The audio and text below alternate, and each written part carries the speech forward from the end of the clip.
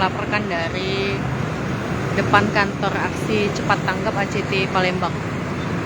Nah, ACT kemarin itu menjadi trending topik di Twitter karena ada media nasional yang mengangkat dugaan penyelewengan dana umat yang didonasikan oleh donatur kepada ACT. Dugaan penyelewengan itu yakni direksi menerima gaji fantastis hingga ratusan juta, bahkan membeli sejumlah fasilitas untuk pribadi dari dana yang didonasikan oleh donatur.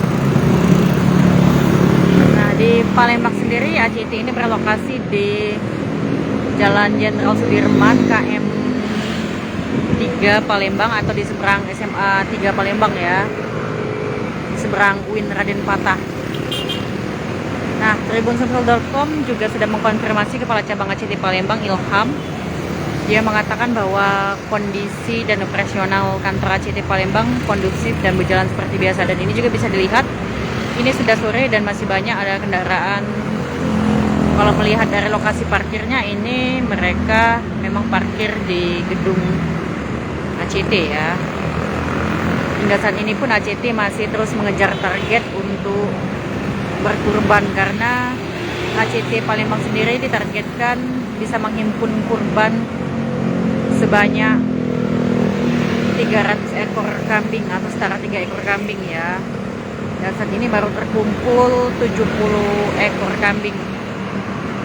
Ilham optimis dengan adanya pemberitaan kemarin itu justru bisa memberikan feedback baik, karena sebelumnya tagar tidak percaya ACT berubah menjadi percaya ACT ya di Twitter.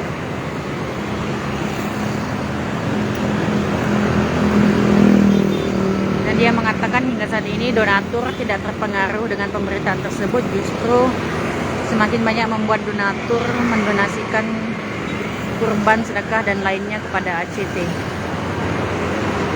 ACT pun baru-baru ini menerima beberapa hewan kurban dari pihak perbankan, baik itu kambing maupun sapi, yang akan didonasikan kembali kepada para karyawan pegawai bank tersebut.